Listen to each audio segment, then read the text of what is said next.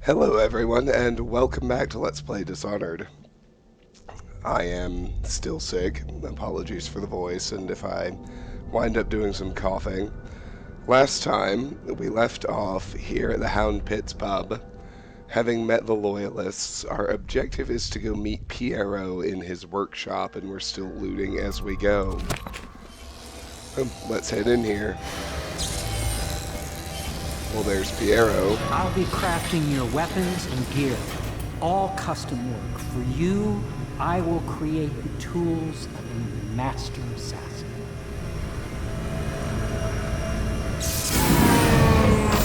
No! This cannot happen now. The tank of whale oil is running. Will you get a new tank from upstairs, please, while I hold this in place? Be careful. The oil's unstable. When it explodes, there's a terrible mess. Let's chat with him. The dispenser upstairs will provide you with a fresh tank of whale oil. They're heavy, but you are no doubt strong enough to carry one back down here, if you would. Handle them gently, or they will explode and kill us both. Did I mention that already? The device is fragile in this state. I must attend to it. The whale oil is in the tanks filled with the blue fluid, when they aren't drained anyway. Do you see it?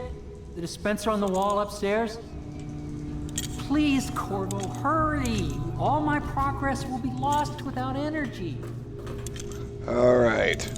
While we're in here, we've got a star chart, Southern Skies, worth 75 coin.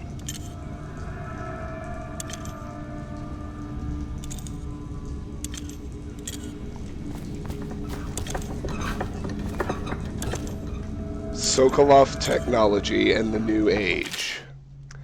Excerpt from a recent book detailing Sokolov's machines. One of the advantages of Sokolov's technologies is that they share the same magnetic socket for the tanks of processed whale oil they use as fuel. When a tank is exhausted, another can be plugged into place with ease, and the process is simple enough that any common workman or even the lower guardsmen of the city watch can handle the task. This applies to the arc, pylon, and wall of light security systems, as well as the powered carriages used for transport by those few who are wealthy enough to afford them. The only obvious downside of Sokolov's designs is the volatility of the tanks themselves. A few incidents have occurred, resulting in damage to property or bodily harm whenever one of the tanks has exploded.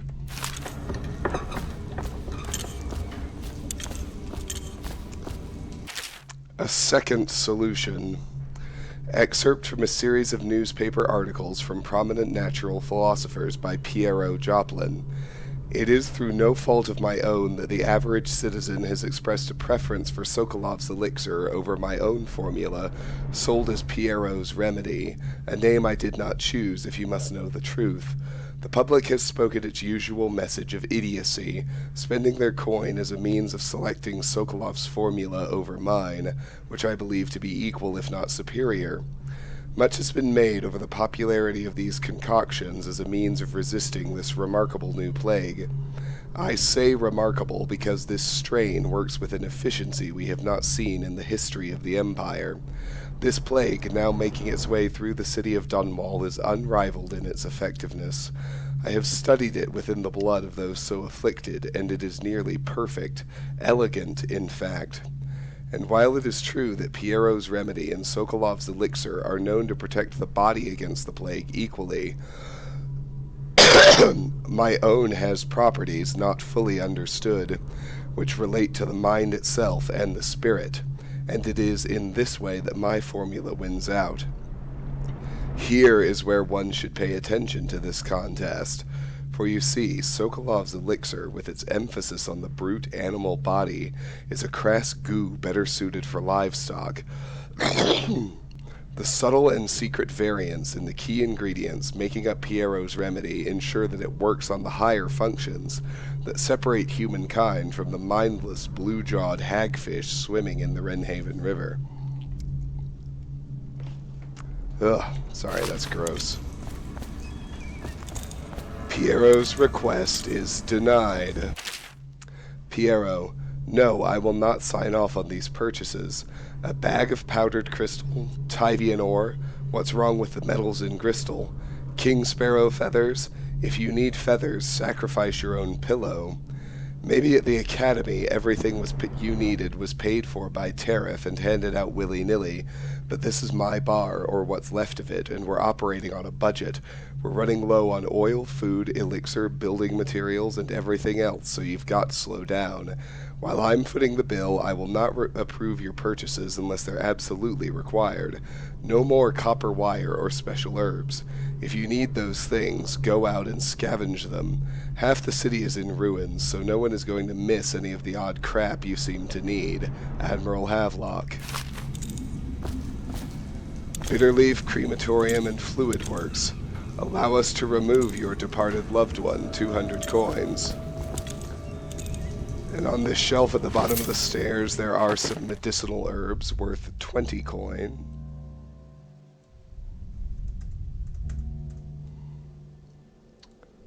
Now let's head upstairs to Piero's living quarters.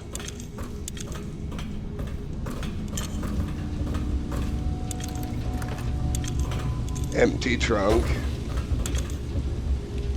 Dead counter responsibilities. Excerpt from a manual on new City Watch procedures, commissioned by the Lord Regent in the face of the growing plague crisis. The dead counter is a position that will only be given to officers, usually of junior or middle grades. In most matters of edict or curfew enforcement, these officers will defer to the acting officer on duty. However, any dead counter will have command in situations related to the plague and the handling of the dead, including those with late-stage plague symptoms, called weepers in common parlance.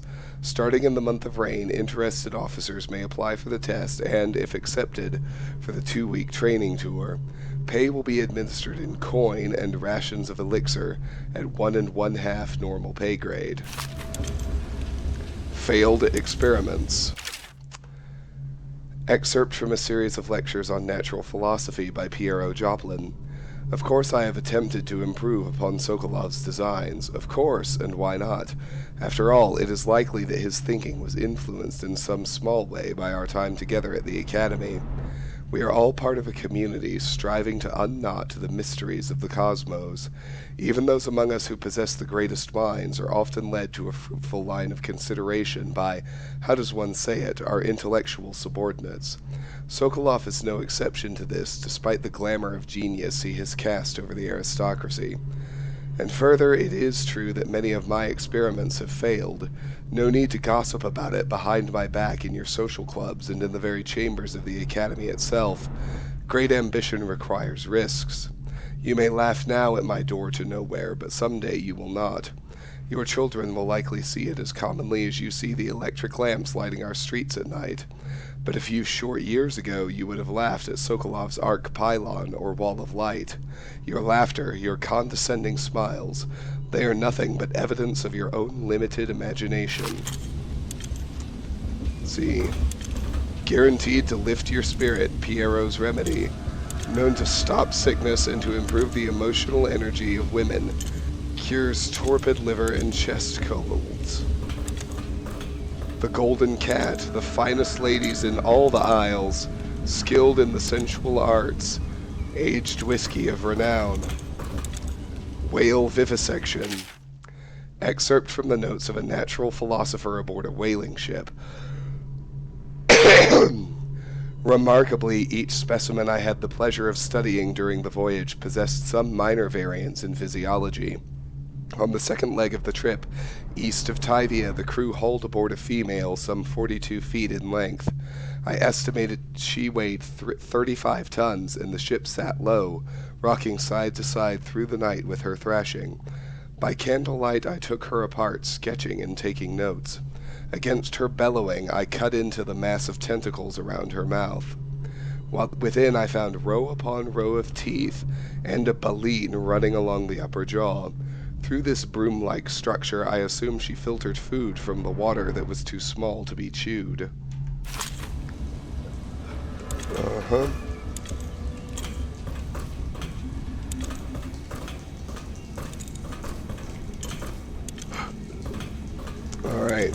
Whale oil processing. Excerpt from the founder of the Greaves Whale House by Ebenezer Greaves.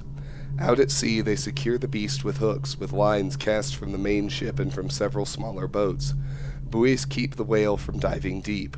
Once it's caught, a larger hook is driven through the tail, which is used to hoist the creature up through the chute. They moan and bellow for some time as the men get them onto the deck, then lift them into the scaffolding overhead. The ship adjusts its prow and returns to port in Dunwall, where the crew works on the great creature, slicing off the fattiest parts while it still lives. Whale oil refilling station. Sokoloff no longer has the upper hand with regard to supplies of whale oil. The good admiral has paid for the installation of my own system, which will enable me to work in this place. The oil tank dispenser, when activated, will produce an empty vessel for filling. When the empty tank is held near the oil tank refill pump, the magnetic attractor should take the tank and lock it in the correct configuration. Using the lever will begin the refilling process. Once refilling is completed, the tank can be removed and placed in service. Extreme caution must be used in handling the full tanks. They are quite unstable. The system is sound and well engineered. It appears that the Greaves Oil Company has done something correctly for once. Audiograph. The Academy teaches that absurd idea that the energy in whale oil arises from the need to maintain life functions at extreme ocean depths. The pressure and the cold are too much to endure without it. I speculate that a human being might, by a process of adaptation, produce high-energy humors in the body. I could build a tank that would slowly increase pressure on a subject over a long period of time and then observe them for years if need be to see if the formulation of energetic substances develop. Surely the Empress would be able to furnish me with facilities subject and the necessary legal amnesty. Alright. There's a bottle of hemlock essence here, worth 20. And next to the oil tank dispenser, there's a coin of 10 for a total of 30.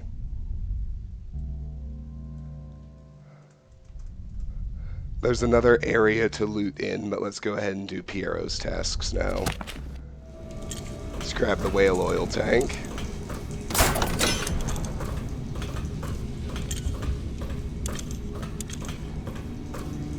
And place it in his Perfect. machine. Now plug it in. Just get it. Perfect. Thank you, Cole. Here, see? The assassin's mask. You're a wanted man, so everyone in the city knows your face, but this mask will mean terror to them. If you just hold still, the fit must be precise. There. Can you see normally? Send lens out of alignment. There. Better now? I could create more for you. Upgrades for your gear, weapons, munitions. But our situation here is desperate. Scavenge the city for valuables and I will resell them on the black market. That should give us the money to craft the things you need. Tell me what I can make for you. Awesome. Yes, let's have a look. Alright, let's buy upgrades. Crossbow accuracy. Lowers dispersion and stabilizes crossbow aim. Sure, why not? Crossbow range. Crossbow bolts travel faster further. Crossbow reload. Faster reload enables auto reload. Combat sleep dart. Sleep dart's sedative effect is immediate even in combat. And just like that, we're out of money.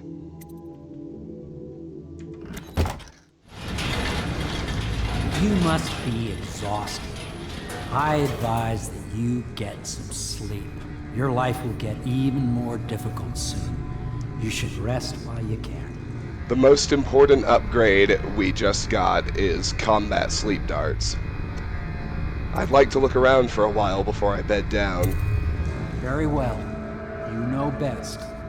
Let me know if you need anything more. Read the Craftsman tutorial. Piero can craft and upgrade gear with the money you collect. Bringing collected blueprints to Piero will allow you to unlock new upgrades to buy. These services can be accessed by talking to Piero at any time. Alright. Our next objective is to go to sleep, but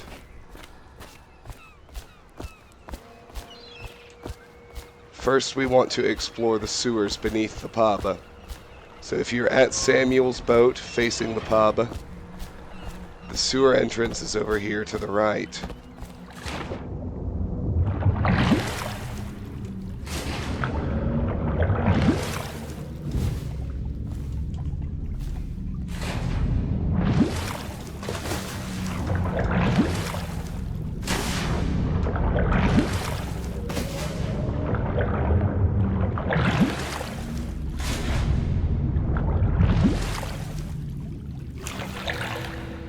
I wish he'd quit diving.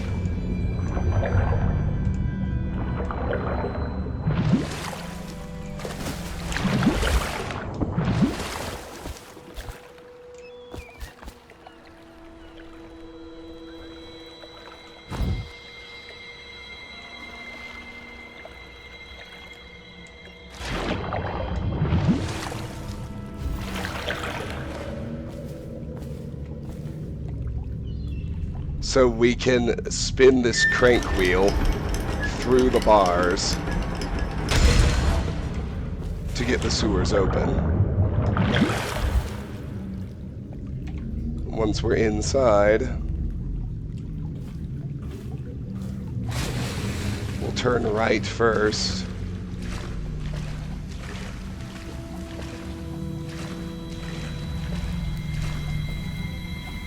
At the end of this tunnel, there should be a roll of copper wire. And there it is. That's worth 10.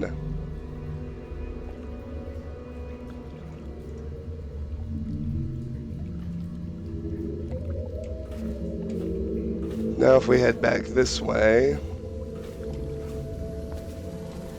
you can see that boat there in the corner. There should be 2 coins of 5 and a single coin in the boat for a total of 11.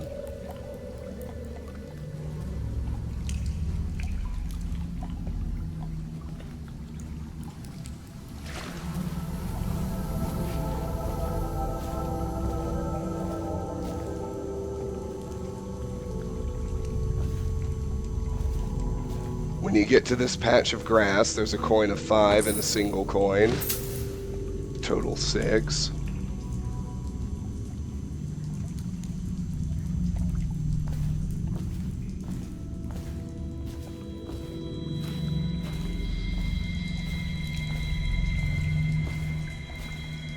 When you get to the end of this particular ledge, head across and look in the water for a coin of 10.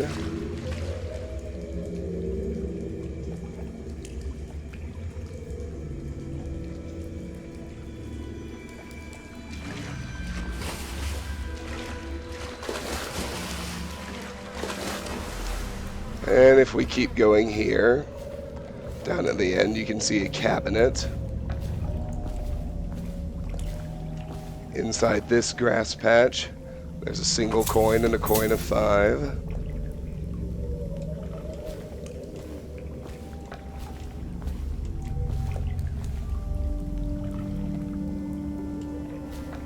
And in the water, there's another coin of 5 and another single coin.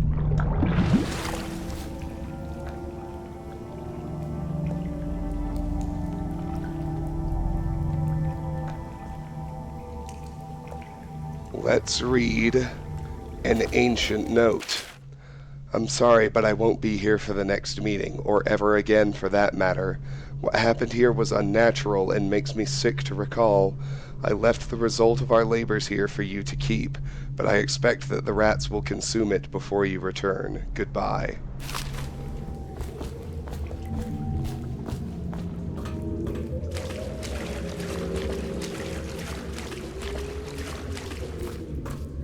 Alright. Now we're ready to go to sleep.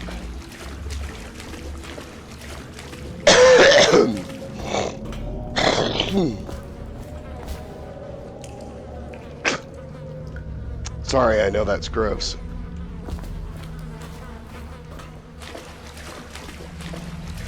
Such are the hazards of recording while ill.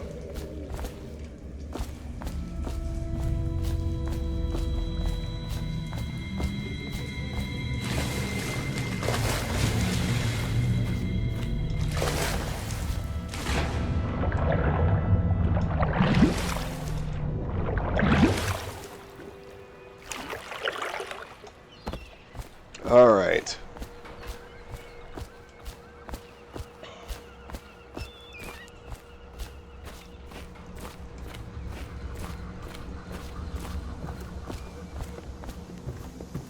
Is the man dangerous? Yes, very much so, but no need to fear. He is here to work with our masters. People say he killed the Empress. Of course he didn't. People are foolish and believe whatever they're told. Okay. If the Admiral trusts him, then so will I.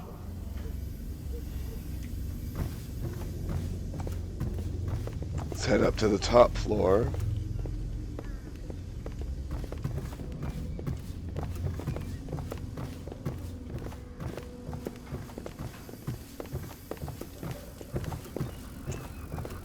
And let's go to bed. I'll go to sleep now.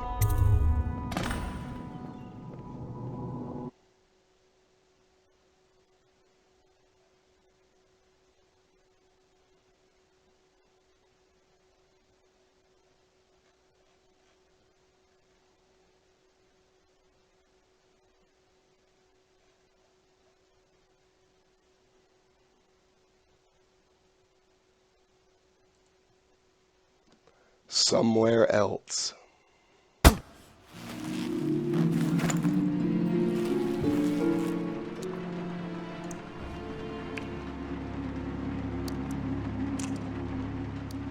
So we wake up in our room, but this door is replaced with a brick wall.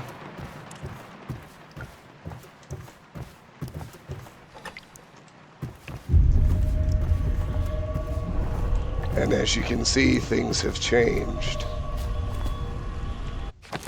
A visit from the outsider. Something's not right.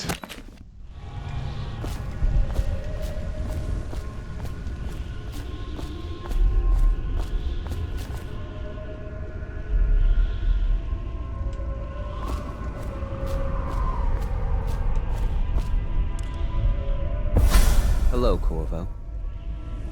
Your life has taken a turn, has it not? The Empress is dead. Her precious daughter Emily is lost somewhere in the city, and you will play a pivotal role in the days to come. For this, I have chosen you and drawn you into the void. I am the outsider, and this is my mark. There are forces in the world and beyond the world, great forces that men call magic, and now, these forces will serve your will.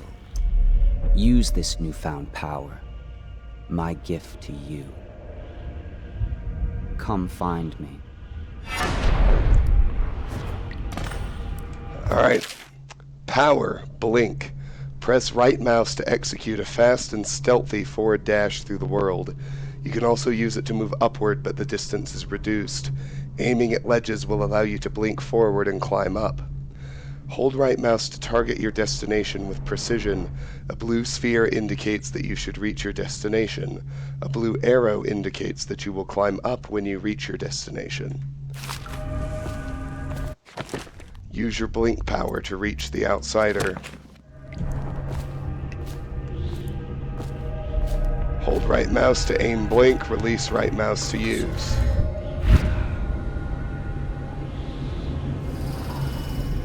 And now you see we've added a blue bar for our mana.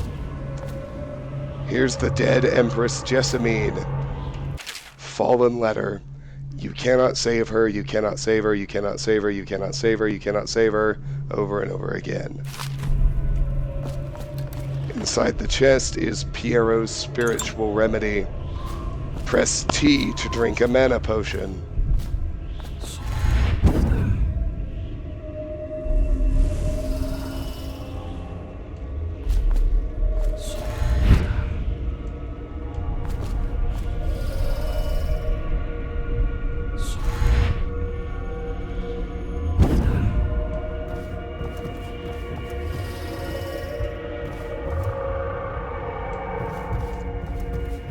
Two dudes have Emily.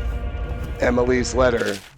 Corvo, I am very sad. They say that you're dead like mother, but I'm going to put this note in a bottle and throw it into the river because I do not believe them.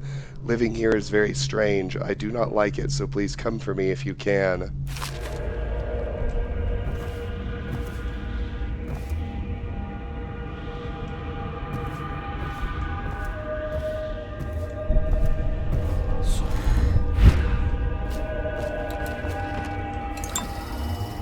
There's another Pieros spiritual remedy.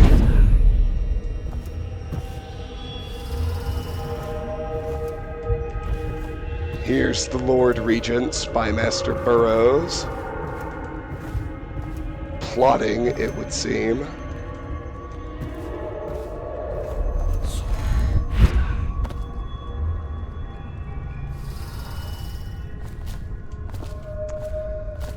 We'll be seeing these. They're called Tall Boys. To use Blink to climb, aim the power at the edge of a roof, ledge, or other high surface.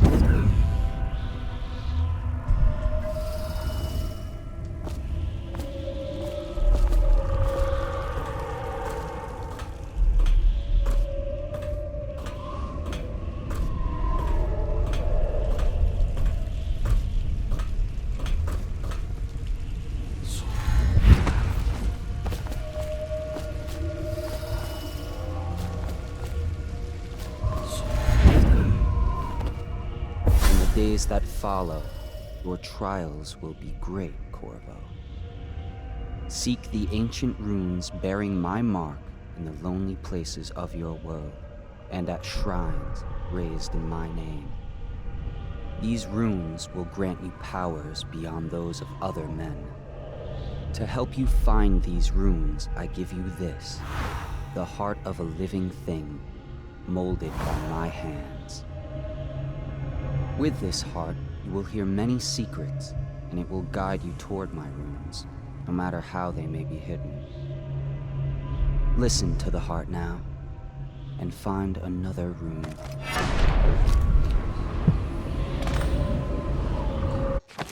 Use the heart to find the hidden rune. The heart. Equipping the heart in your left hand helps you locate bone charms or runes, even through walls. The heart beats and lights up when you are facing a bone charm or rune, and it beats faster as you get closer. The heart will whisper secrets if you press right mouse while targeting a person or location. This place is the end of all things, and the beginning. It sounds like the Empress's voice. I assume it's her heart. All of time's meaningless here. Neither seconds, nor centuries. Someday this place will devour all the lights in the sky. The one who walks here is all things. Cradle songs of comfort and bones gnawed by teeth. This is the place from which those who dabble in black arts draw their power. And this place is their doom. I can feel the great age ending. This place is the end of all things, and the beginning.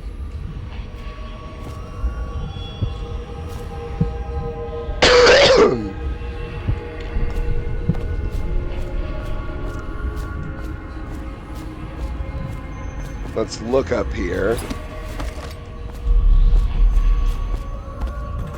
Sure enough, we're rewarded with a mana potion.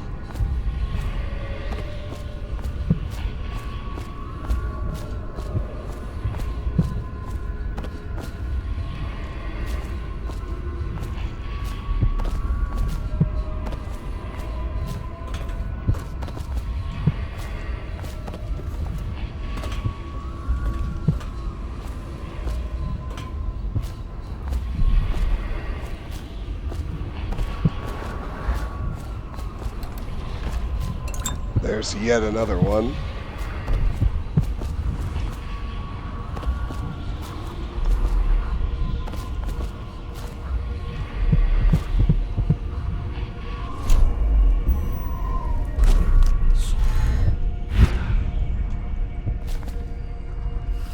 Now we'll get Blink going again.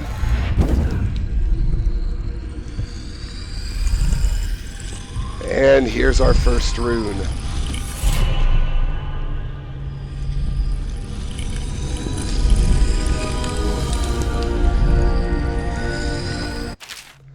Runes and acquiring powers. Once you've collected some runes, open the journal and go to the powers section to exchange them for powers. Runes can be collected and used to acquire supernatural powers.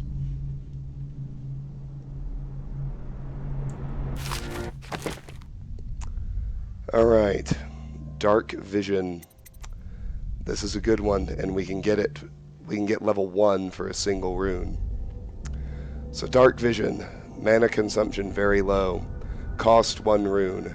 Level 1, see in the dark and see living beings through walls, including their fields of vision. Representations of the sounds that you make are also visible. Level 2, see in the dark and see living beings through walls, including their fields of vision. Representations of the sounds that you make are also visible. See useful objects and security systems through walls as well. Strategic tips. Dark vision is highly useful for stealth, allowing you to watch enemies from behind walls before approaching them. Seeing an enemy's facing in view cone gives you a significant advantage in terms of sneaking. With this power active, you can see visual representations of the sounds you make as well, which further aids in sneaking and understanding stealth. At level 2, useful items, resources, and security devices such as the Wall of Light are visible through walls too. Blink. Level 1, acquired, rapid forward movement for a short distance. Level 2, rapid forward movement for a longer distance. Gonna take 3 runes. Strategic tips. Blink allows you to move very fast without being seen, making it useful for stealth since you can teleport from one hidden spot to another, or even rooftop to rooftop if you combine jumping with the power. Blink can effectively be chained together with assassination or choke if used to move up rapidly to unaware enemies. The mana cost for using the power is low, so the recharging portion of the mana bar will allow you to blink even when you are out of potions. Note that the blink can also be used to move upward at limited distances. Note that the cursor changes when aimed at a surface or edge that will allow you to climb up as you blink. Possession. Mana consumption very high. Cost 3 runes. Level 1 allows control of animal targets for a short duration. Level 2 allows control of human targets for a shorter duration. Strategic tips. Possession is very powerful, allowing you to merge physically with an animal such as a fish or rat for a limited duration. You must have an unobstructed path to your target. This power is useful for stealth, enabling you to hide in small places or move through spaces normally too small for you, like water-filled drainage pipes or ventilation ducts. Enemies will try to stomp you if you are possessing a rat. While possessing a hound, you can sprint fast. At level 2, you can possess humans as well. Your control of humans is limited, so combat or fast movement are not possible. Possessing a human allows you to perform simple actions such as collecting objects or opening doors. Allies of the human you are possessing will not attack you, and security devices attuned to the human you are possessing, like the arc pylon or wall of light, will not harm you. If you are falling, possessing an animal or human on the way down will effectively break your fall. Bend Time, very high mana, costs 2 runes. Level 1, slows time for a short duration. Level 2, completely stops time for a shorter duration. You move normally. Strategic tips. Time is stopped for the duration of this power, but your movement speed is faster relatively. Bend Time is useful for sneaking and assassination, since your enemies are suspended in time. This power gives you time to slip past enemies and sneak away, or to rush them unaware for a lethal strike. Anything you come into physical contact with is pulled into your time and moves faster briefly. Bend time is also useful for stopping projectiles in mid-air, giving you a chance to move out of the way or even to collect them. Devouring Swarm, mana consumption high, cost 3 runes, level 1. Summons a swarm of rats that will attack others then disperse after a short duration. The swarm will also consume corpses, level 2. Summons a larger swarm of rats that will attack others then disperse after a short duration. The swarm will also consume corpses rapidly. Strategic tips. Unleashes a swarm of rats that attack anyone in their path. This is usually lethal against 1 or 2 enemies, but anyone attacked fights back. If the rats are released on a group of enemies, sometimes that group can kill enough rats to disperse the swarm. Devouring Swarm can also be used to quickly dispose of corpses. And if you also have the possession power, you can summon rats and possess one of them. At level 2, you spawn more rats, your rats inflict more damage and devour corpses faster. Wind Blast, mana consumption high, cost 3 runes. Level 1. Powerful wind that can push back or knock down enemies and shatter doors. Level 2. Very powerful wind that can kill enemies by throwing them into walls and shatter doors. Strategic tips. Wind Blast is useful for shattering wooden doors and for fighting enemies, especially in groups. An enemy near a railing will be knocked over the railing, falling to his doom.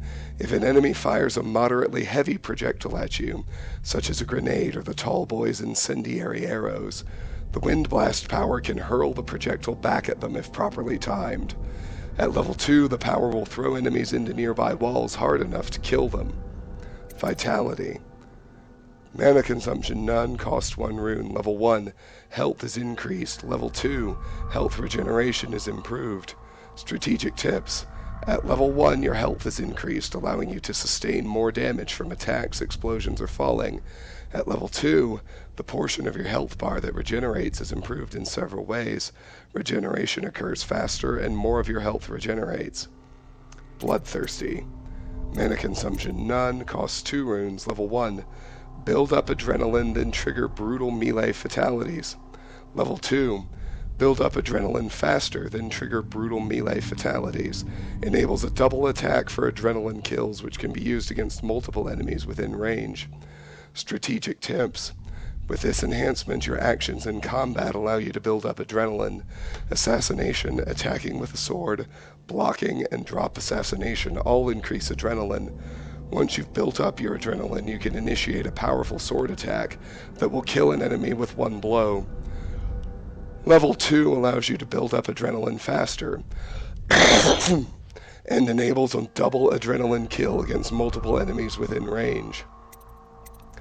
Agility, mana consumption none, costs 2 runes. Level 1, jump height is increased and falling damage is reduced. Level 2, overall movement speed is increased. Strategic tips. At level 1, increased jump ability allows for more vertical exploration, especially when combined with Blink.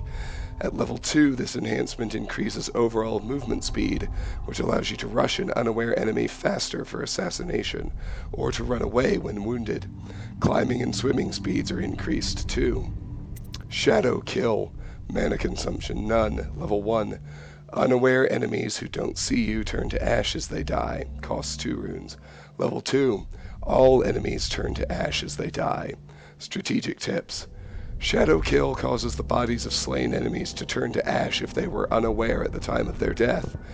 This is useful for stealth, since you can time your actions so that one killed enemy fades away before another turns and might see him. Further, you do not have to hide bodies if you have this enhancement, since they turn to ash and fade away. At level 2, this enhancement works even if slain enemies are aware of you. For our first rune, we're going to get Dark Vision, level 1. Do you want to buy this power, Dark Vision, for 1 rune? Yes. Power, Dark Vision. Press right mouse to see in the dark and to reveal living beings through solid walls.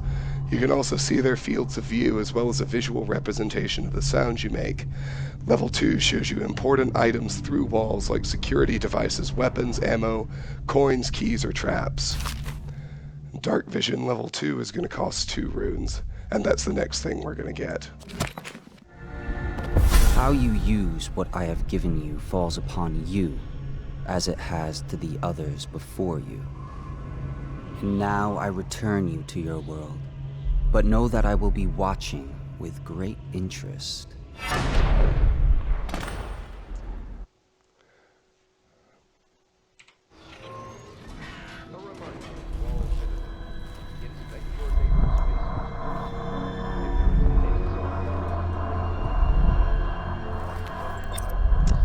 Mission clues updated. I don't see anything. Anyway, that mark tells us that the dream was real and we really do have our powers.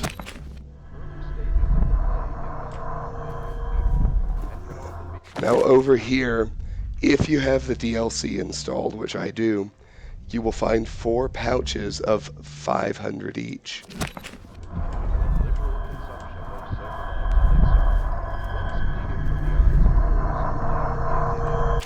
Rumors and sightings, Dowd. Excerpt from an overseer's covert field report. For over a year now I have lived away from the Abbey, without the company of my overseer brethren or the guidance of the blind sisters of the oracular order. Days have passed with me sleeping in the dens of cut-purses, murderers, and worse, and the nights have seen me prowling through the worst alleys and wretched corners of Dunwall. I have taken my meals with killers. At times I have ventured beyond the city walls, meeting in forgotten graveyards and the outlying ruins frequented by those of ill means. My beard has grown long, and I wear the weathered clothing and bits of boiled leather favored by the Bottle Street and Hatter gangs, and by those rough men and women who make their trade knifing others in return for coin. My hands have run red with blood, it's true, but I have selected my targets with care, choosing among those criminals and heretics who were not fit to live, executing them justly and using their deaths as a means of building my reputation. So far this trick has allowed me to make my name among my murderous colleagues without taking the lives of the innocent. My goal is singular. I must impress the assassin named Dowd in order to get close to him. Of all of the practitioners of black magic we have tracked, none concern the Abbey as much as Dowd. It is said that his mother was a witch from one of the archipelagos off the Pandician coast, taken captive by pirates venturing far from the Isles. According to the legend, by the time the ship returned, the captain was dead and the witch controlled the crew with Dowd still a shadow in her belly. The earliest stories tell of a gang killer without mercy, moving among the shopkeepers and city watch officers of Dunwall like a reaper through wheat. Then a period of silence followed. Years, we now believe, he spent traveling the Isles, studying anatomy and the occult in the great halls of learning and in hidden basements frequented by fellow dabblers in the forbidden arts. Dowd is even purported to have spent a winter in the Academy of Natural Philosophy itself, and for a time before a schism developed, he counted the Brigmore witches among his allies. All the while he honed his craft, and it is during this time that we believe he began to consort with the outsider. New reports emerged of a dusky-skinned assassin, paid by the elite to eliminate their rivals in Dunwall and in the other major cities across the Isles. Those who saw him and lived numbered in the handful, but all of them reported something strange. He appeared and vanished like smoke. From a nearby rooftop he gestured, and a noble woman stumbled from her balcony, falling to her doom on the cobblestones below.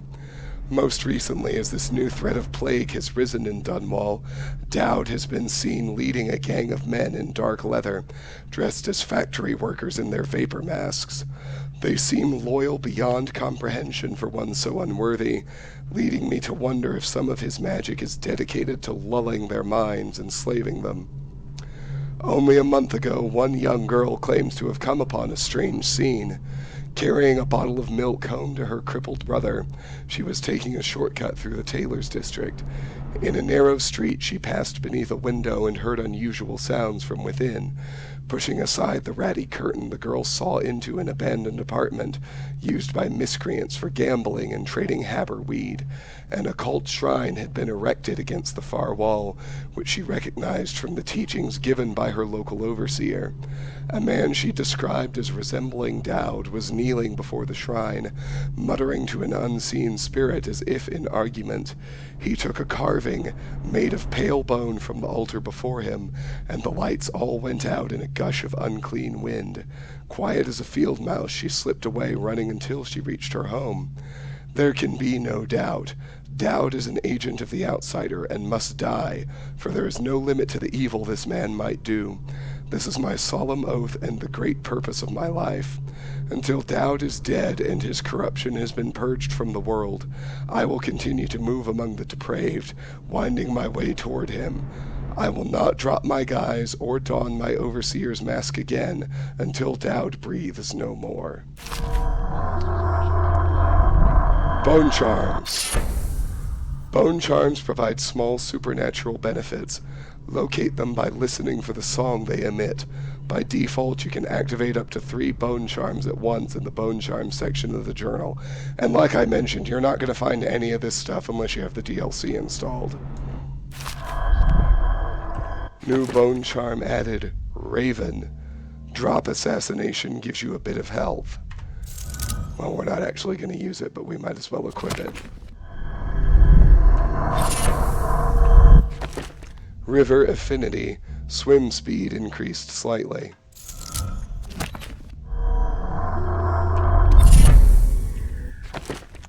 Quick Dodge. Enemies miss more often with arrows and bolts.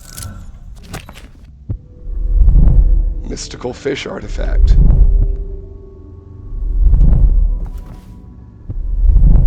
Mystical Rat Artifact. Field Survey Notes, The Royal Spy. Excerpt from the personal memoirs of Hiram Burroughs, dated several years earlier. This is the 4th day, month of high cold. Progress continues on the suppression of gang activity in the distillery district, but more slowly than I'd expected. The ruffians operating there have been cunning, I'll grant them that, but it's only a matter of time. I'll see their leaders flogged in public and sent beneath the royal executioner's blade. If I had my way, that mute bastard would be working night and day, removing the heads that need removing. Internally, the Empress does not seem pleased with my investigations. It seems that it is beyond her thinking, against her very nature as a trusting person, to believe that traitors move among us, but I know they do. They must. No, Jessamine would rather spend her time with the royal protector. At least he's likely to stop any immediate threat to her safety, but a strong arm is not what's needed against those who would undermine us. How will Corvo's sword stop a poisoned wine glass or an explosive delivered by courier? It will not.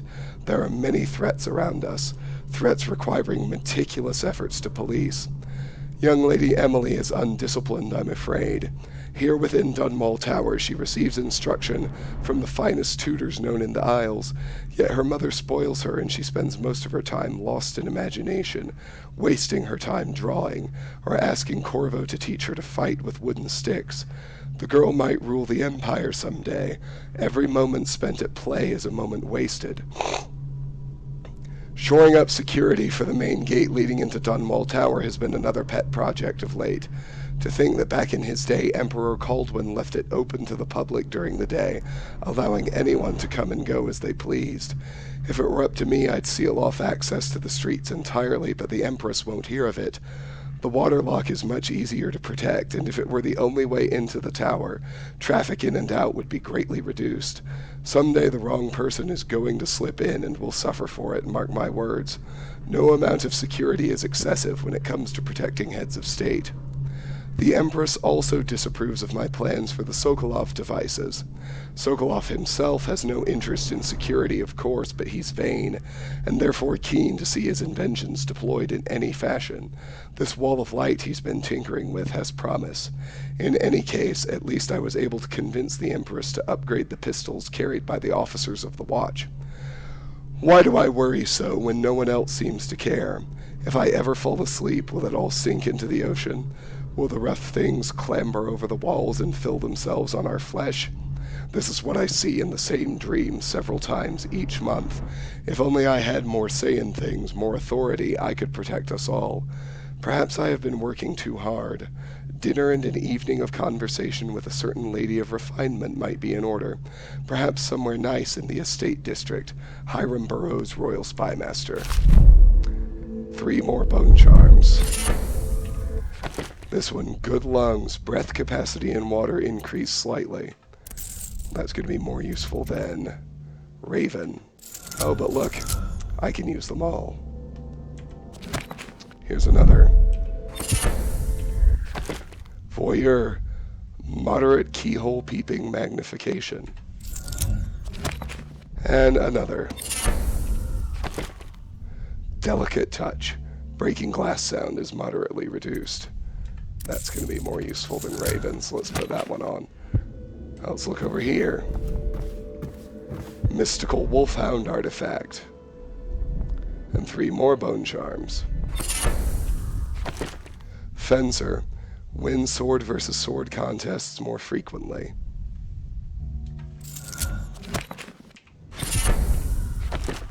Blast resistant. Damage from explosions reduced slightly. It's more useful than Fencer.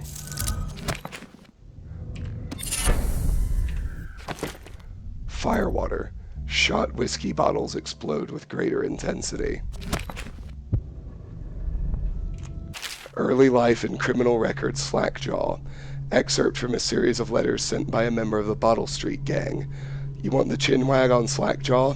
What he was like when he was young before he got his name? Oh, he's got a cool head now, but it weren't always like that in the days before he was boss of the Bottle Street gang. Time was, Slackjaw wasn't such a reasonable man. Like most of us, he grew up on the streets, running with a pack of ragamuffins and avoiding the law, pinching whatever he needed. Dark-haired and dark-eyed, smoking a pipe by the age of 10. For them born into the brothels or coming from the orphanages, it was either the gangs or working with the mudlarks, and no one wants that. Some got pressed into the Navy or put down in the mines run by the Pendleton or Boyle families. As hard as it was on the streets, as hungry as we all got, at least we was free. By the time we weren't little uns anymore, Slackjaw was one to watch, usually calling the shots when we took down a farmer's cart or sidewalk street vendor. He'd come up with the plan, give everyone some part to play, and decide on the split. Most of us just went along because we learned fast that we made out better like that. More food, more coin. Plus, none of us wanted to deal with Slackjaw when he was in a rage. He worked on a couple of big jobs with Black Sally across town, and that was enough to get the attention of the other bosses. He wasn't just a street kid anymore. Now he was an up-and-comer, which meant trouble. Another guy who fancied himself as such was Mike the Fish, who was working his way up, running the protection racket among the factory women. One fine evening, we're all taking in a bawdy show in the theater house. Mike the Fish and his lot are there in the cheap seats, too, just down the aisle from us. Mike gets a wild idea, he wasn't big on planning, and throws a heavy ceramic spittoon at Slackjaw, hits him square in the face and breaks his jaw. We look to see if there's going to be a blood brawl, but Slackjaw just points at the door and we all leave, with Mike laughing at our backs. Waking up the next day without telling us why, Slackjaw motions for us all to follow. He still can't say a word, so we just come along. We stop at the docks and Slackjaw buys, actually pays coin for it, a heavy chain covered in hooks. It's for fishing in the deep, something you'd attach to a long line off the side of a ship. It's about 4 feet, made of thick links, and there are shark hooks coming off it at different angles. Slackjaw's got that thing wrapped around his left arm, dangling at his side. Not sure how he knew where Mike the Fish was staying, but when we reach his girl's house, Slackjaw throws a bottle through the window just like that. It's almost noon. There's a bunch of screaming inside, and Mike pokes his head out, looking wide-eyed and baffled. When he sees Slackjaw out in the street, a look comes over his face that still gives me the willies. Pure murder. Mike comes out the side door, bellowing like a blood ox, holding a cleaver, heading straight for Slackjaw. When they come together in the street, Slackjaw spins and the shark hooks bite deep into Mike's arm and shoulder. He screams, but Slackjaw holds on to the chain. He's standing there with his jaw broken, clenched tight, with the chain wrapped around his left arm, hooks sunk into Mike the Fish, just knifing him as fast as he can. Mike couldn't fight very well, hooked like that and using his left hand, but he was a big guy and it took a lot of stabbing before he went to his knees.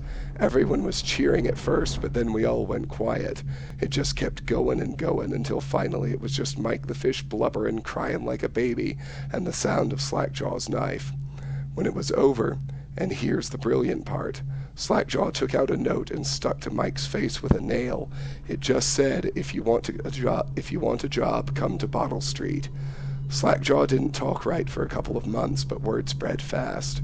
By the end of the year, once we had a sizable gang going, he sent out letters to the other bosses, telling them that he was running a brand new crew over on Bottle Street. Most of them laughed or beat up the guys who delivered the letters. Green-Eye Trish even came back missing a thumb. But apparently Slackjaw was expecting that kind of reaction and had a backup plan. A week later, 4 of the bosses were dead. Seemed like a series of unfortunate events, but everyone knew better. One shot dead by the watch while standing in the middle of a meat market, another slipping and falling into the water out cold. One of the older bosses found in bed with his belly open wide and a Tyvian pear stuffed into his mouth, still not sure what that meant, and Sheila Barnsworth was found bubbling in a cauldron of hot wax. Slackjaw sent out another set of letters, offers to the underbosses, telling them they'd be treated fair as peers. He even sent Green-Eye Trish with one of the letters. All of the underbosses accepted. After spilling the guts of his main competition, Slackjaw went in for stabilizing his business real neat-like, calling in favors, smoothing things over, giving everyone a little bit of coin or drink as a bonus, showing what he could be like as boss. So everything got quiet, which always makes the boys of the City Watch nervous, of course. Word went out among the Royal Spymaster's snitches, the responsible citizens group they called themselves, telling everyone working in a shop or sweeping off the front steps of their homes to keep watchful eyes for Slackjaw and his men, trying to suss out what they were up to and what had just happened. But Slackjaw ain't stupid. He greased a few palms among the shopkeepers and the watch, too, telling them that he was in town to stay and that things would be run properly from now on, without so much blood. He was finally a real boss, ready to settle into the business of moving whiskey, running the Hound fights, and offering up the ladies and gentlemen of the night, if you take my meaning. Then the plague came. At first it seemed like a good thing. A few people got sick and everyone wanted to buy those potions from Sokoloff or Piero, health elixir or spiritual remedy they call them. Slackjaw told me he saw an opportunity. We already had an old whiskey factory with a still where we could water the stuff down and sell it discounted. Doing the same with Sokoloff's elixir was a smart plan. Pretty soon everybody in the slums was sick and business was good. But after a while there were so many people down with plague that everyone got scared. Everybody started acting real nasty and everything fell apart. When people can't work, they don't have the coin for elixir, watered down or pure. When the Empress died, it seemed like Dunwall would slide into the void. Spymaster Burroughs took over, and the Watch started using all that new Sokoloff technology. Watchtowers, tall boys, and them arc pylons. They put up a wall of light across Clavering Boulevard and cracked down hard. But Slackjaw surprised us again. Instead of leaving town on a boat bound for Morley or one of the other isles, he stayed and kept it all together. We get as much elixir to fight off the plague as the City Watch with their taxes and rations, and that's kept us alive so far. Crowley, Bottle Street Gang. 3 more bone charms. Oops. White Rat's friend. White rats won't attack you.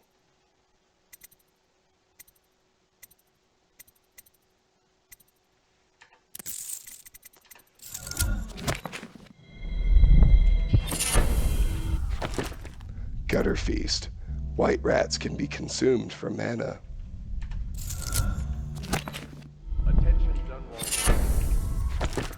Void Channel. Powers effect slightly improved.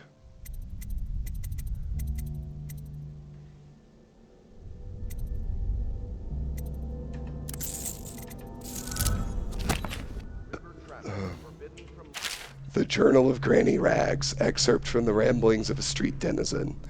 Of course I'll tell you, dearie, I won't keep any secrets from you in the end. All the dreary days of my life are like the windows of a house.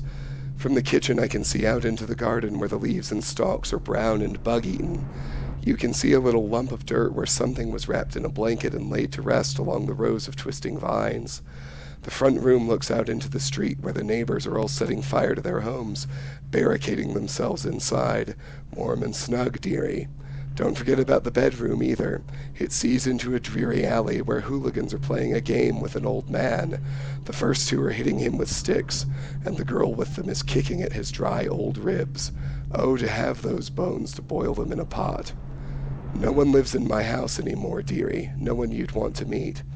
When I lived there with my husband, we were fine, fine people. Vera more, everyone would say. Your house is as grand as Boyle Manor. Better even. Your dinners are lavish and your parties are the best. When that young Sokoloff came to paint my portrait, I was nearly still in my prime. Radiant, he said, and he was just barely a man, so young, painting all the best people across the land. Everyone wanted a portrait by his hand, all my friends. I was the only one, dearie, wet with his paint, glistening on the canvas for a pretty coin. But it wasn't all parties and paintings. My husband and I weren't always at home, no. We traveled together, he and I, to the far ends of the Isles, beyond even, all the way to the red cliffs of Pandyssia, to dig in the rock and crawl through the caves, holding up candles and squinting at the walls. Many precious things we came upon, but none so precious as the boy with the black eyes, dearie. All those marks and bones carved so deep and polished so bright. I brought the old bones home, hid them from my dear husband. Then I learned to boil them and carve them myself. They made such good presents, dearie. The little mute boy took them home. He loved them so. All the time he came back with new bones for me, holding them up so I could see it in his eyes, even though his tongue was still. Granny, his eyes would say to me, carve these bones for me, make me another present. And he went so far, all the way to Dunmall Tower, the royal headsman himself now, my little mute boy and his shiny, shiny sword. Better bones were what I needed, you see. Better bones to carve and polish, scrape and gleam. My dear old husband was always tired. I made him soup and then he was sick. Better bones was all, for my little mute boy carved in the name of the one with black eyes. And after my husband was gone, given away as birthday gifts, I didn't want to live there anymore. So now I'm old and don't have many to give my presents to. It's sifting through the garbage for granny rags and feeding the little birdies that gather at my feet. No one wants to have tea, dearie, especially those rude louts on Bottle Street. Slackjaw and his boys, always meddling with an old woman just trying to make her way.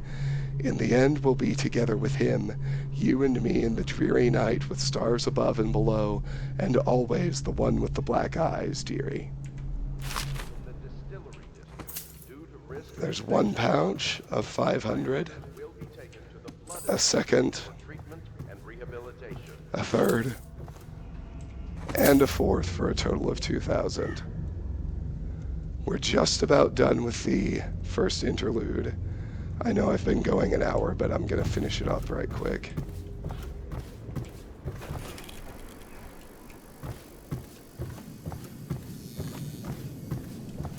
Now that we... Should I clear space for Samuel then? If you like, but he won't use it. Why? He can't sleep in regular beds anymore, or that's what he says. Says he was in the Navy too long. Can you believe it? Oh. That pile of wood out there? It's a hobble he built from an old rowboat. Where does Admiral Havelock find these people, I wonder?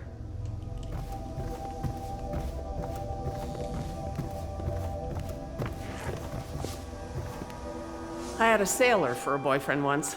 He thought he'd strike gold digging in the Pandyssian cliffs. They found his ship drifting empty. You know, I tried to attend services with the overseers for a while. They've just gotten more and more, I don't know, rabid about the 7 strictures and witchcraft and all that nonsense. I think the Admiral's awfully distinguished, don't you? Everyone I know cried the day we heard the news about the Empress. Poor woman. And her little daughter lost.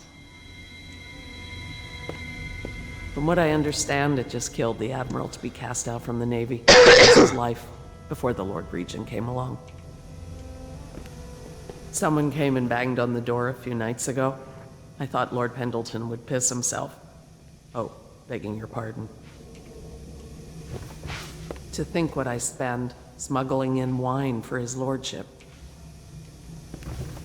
That Wallace can cook, yes, but the way he talks to us, you'd think he was a lord himself. I'd work for you for a year for free if you managed to get that Lord Regent off the throne. None of the shops are open, all the business has dried up, and most people can't even walk the streets. That man's a blight on the city. So as you can see, everyone has new dialogue, so...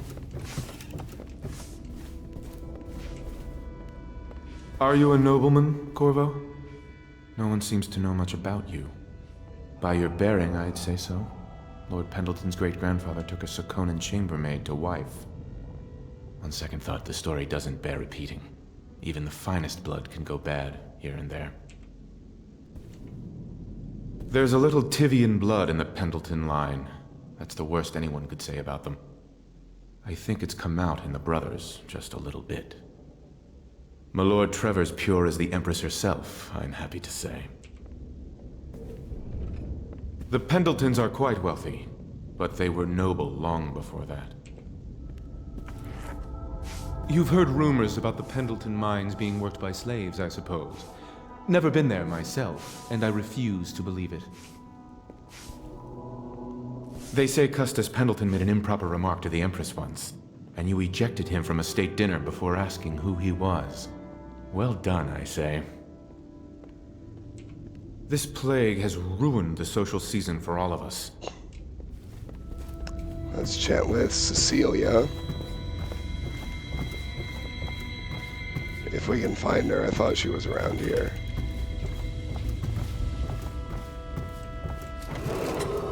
Attention, citizens of Dunwall. The Old Port District has been added to the evacuation list. The Weeper count for the month of Seeds has increased. The Lord Regent has decreed that plague ordinances will remain in effect through the month of rain. Stay alert and stay loyal.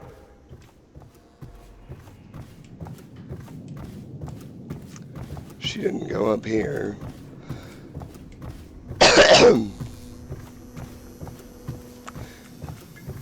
Anyway, we still need to talk to Cecilia, Admiral Havelock, Lord Pendleton, and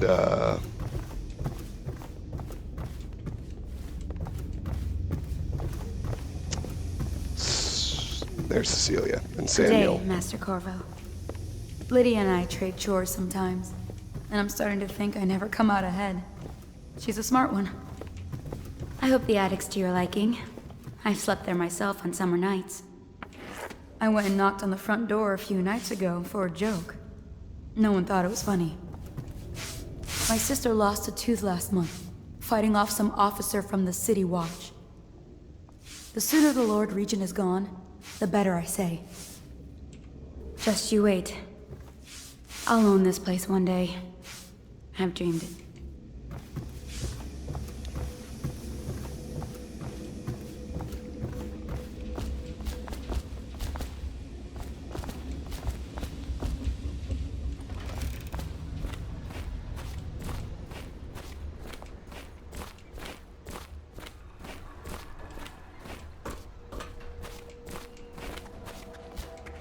Not sure where Samuel and Lord Pendleton are. Well, here's Samuel.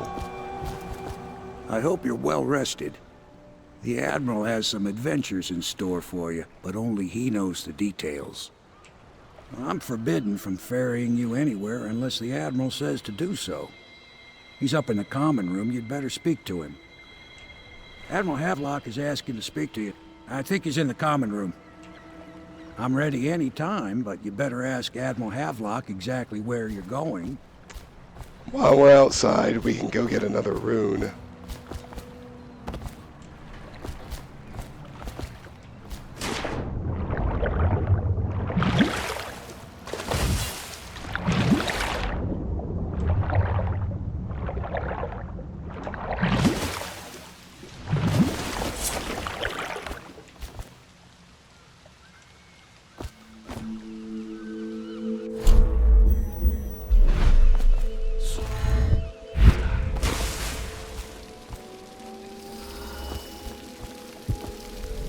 You can see the rune right over there.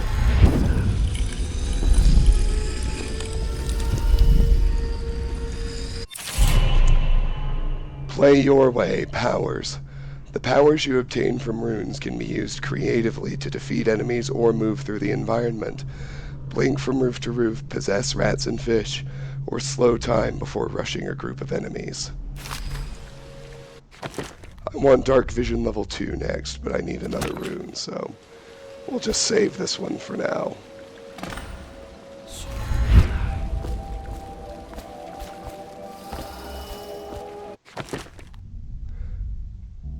Speak to Admiral Havelock in the bar.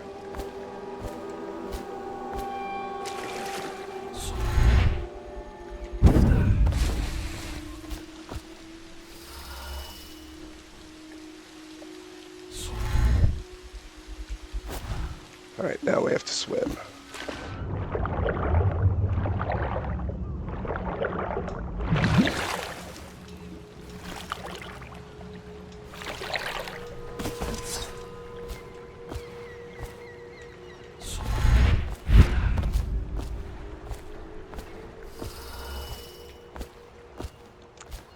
Alright, with that done, let's visit Piero. Spend our new coins on more upgrades.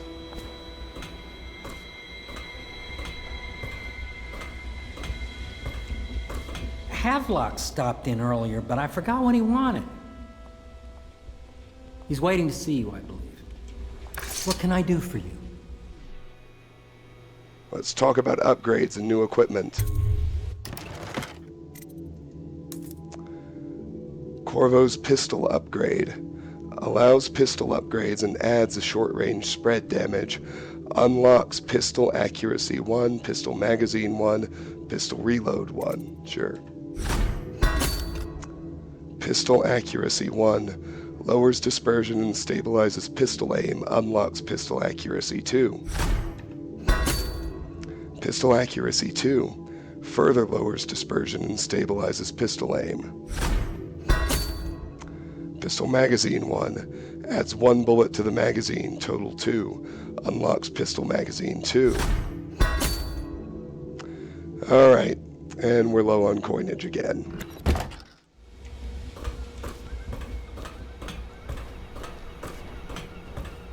So now we can chat with Havelock.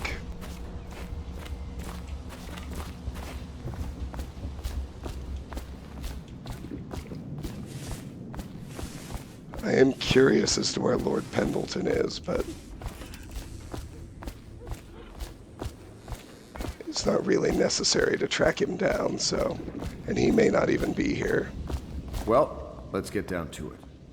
First off, I know that assassination is dark business, but sometimes good men have to do bad things to make the world right.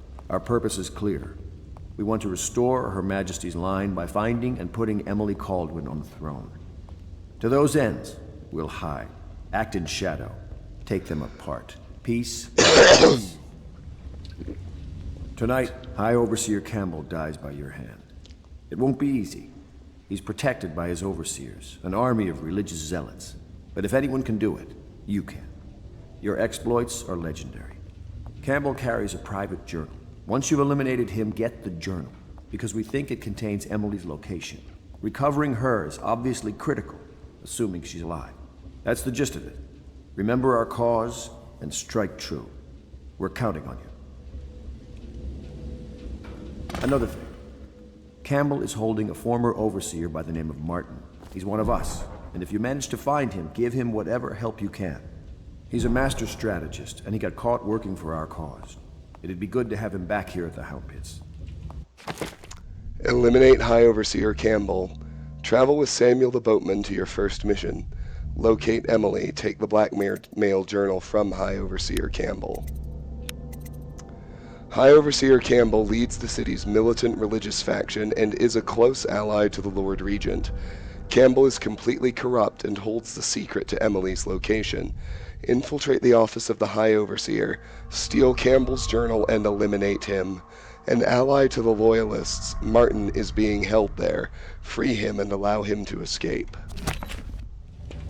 Glad to see you got your rest, Corvo. You'll need it. Say, that's an interesting tattoo on your hand. Saw a lot of that in the Navy, but nothing quite like yours. Keep your eye out for Martin. I need him back here if we're going to pull this off. High Overseer Campbell tricked and bullied his way into power. The man is completely corrupt. The City Watch and the Overseers can't stand each other. The military doesn't mix well with a bunch of religious fanatics. You might be able to use that. Nervous? I would be. Tonight is the beginning of a new life for you. But you're killing for a just endeavor. Remember that. High Overseer Campbell is a bastard, and we've got to find Emily. The Overseers are a strange bunch, completely obsessed with the 7 strictures and hunting down heresy. I don't know if I believe in all that witchcraft bunk, but I saw some odd things at sea. Alright, I want to look around one more time to see if Lord Pendleton is here.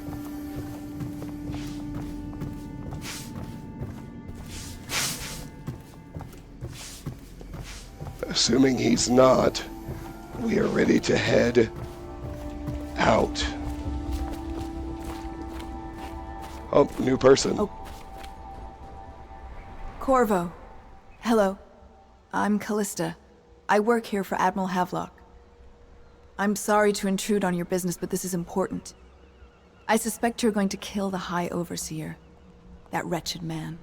There's really no reason for you to listen to me, but my uncle, Jeff Kernow, still serves as captain in the City Watch. But he's a good man, and my only family. The chatter in servant circles is that Campbell just took delivery of an exotic poison, and I think I know why. My uncle's not corruptible like the rest of them. Campbell is going to poison my uncle. Do you think you could protect him? You used to do that, right? Before you had your current profession. Before you became an assassin.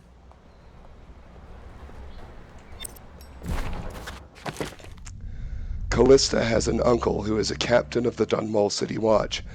Captain Kernow is a decent man trying to make the best of a corrupt regime and enact change from within. He is meeting much resistance.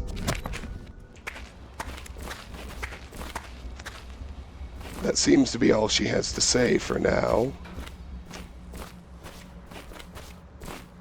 So let's get on the boat.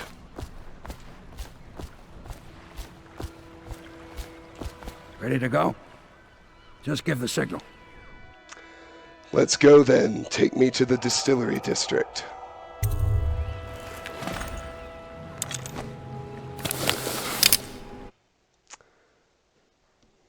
Distillery district.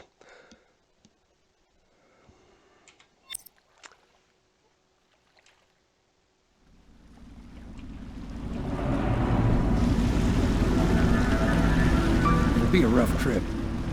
Used to be to go straight up Clavering Boulevard, but now it's not so easy. Half the city's dead of the plague. The other half's fighting over what's left. City Watch still holds the bigger streets, and they have this wall of light checkpoints.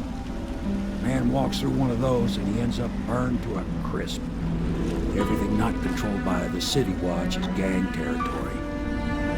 Then there are the real odd birds living on the fringes, like that Granny Rags. They say she's nuts. Don't know which is worse. Just take your pick.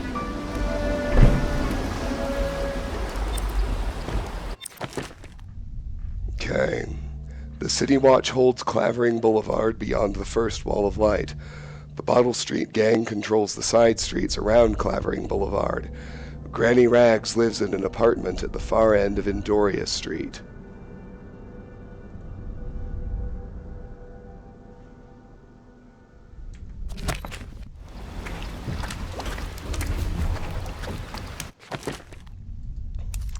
Get past the first wall of light. Optional, use the Bottle Street alleys to get around the walls of light. Optional, spare Captain Kernow. Ensure Captain Kernow survives his visit to the office of the High Overseer. Take the blackmail journal from High Overseer Campbell. Optional, Granny Rags. Talk to Granny Rags in her apartment. If you decide to go up Clavering, don't let the guards spot you. Watch out for the Bottle Street thugs if you take to the alleys. Mean bastards. I'll be here when you come back. Good luck, Corvo. All right. We've been going about 1 hour and 20 minutes, and at the start of a new mission is a great place to end the video. This has been Let's Play Dishonored. Thank you for your patience with my voice, and thank you so much for watching. I will see you next time. Bye-bye.